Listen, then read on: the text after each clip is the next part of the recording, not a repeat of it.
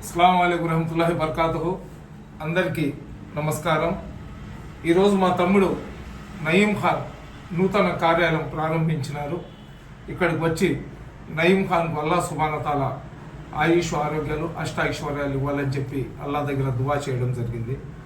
సోదరులారా, జర్నలిజం అంటే ఎవరో ఒక నాయకుడిని మభ్యపెట్టడం లేదా ఏదైనా సమస్య వచ్చినప్పుడు ఒక వార్త రాసి అధికారులను బ్లాక్మెయిల్ చేసి డబ్బులు తీసుకోవడం లేదా ఉన్నది లేనట్లు లేనిది ఉన్నట్లు రాయడాన్ని జర్నలిజం అన్నారు.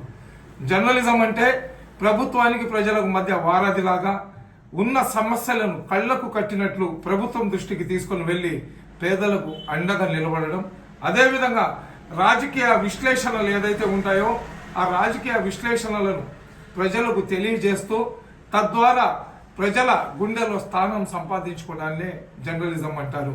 నిస్వార్థమైన జర్నలిజంలో పేదరికంలో ఉన్నా కానీ డబ్బులు సంపాదించుకునే అవకాశాలు చాలాసార్లు వచ్చినా కానీ దాన్ని సున్నితంగా తిరస్కరించి ప్రజల పక్షాన నిలబడి ప్రజల పక్షాన్నే ఉంటూ వస్తున్న మా నయీం ఖాన్కి అతను ఇంకా దినదిన అభివృద్ధి చెంది జర్నలిజంలో ఒక ఉత్తమమైన స్థానాన్ని పొందాలని ఆ అల్లాహ్ దగ్గర కోరుకుంటున్నాను. నా ఆశీస్సులు ఎల్లప్పుడూ నయీం ఖాన్కు ఉంటాయి. మీ అందరి ఆశీస్సులు కూడా అతనికి అందించాలని కోరుకుంటున్నా. అస్సలాము అలైకుం. జై హింద్.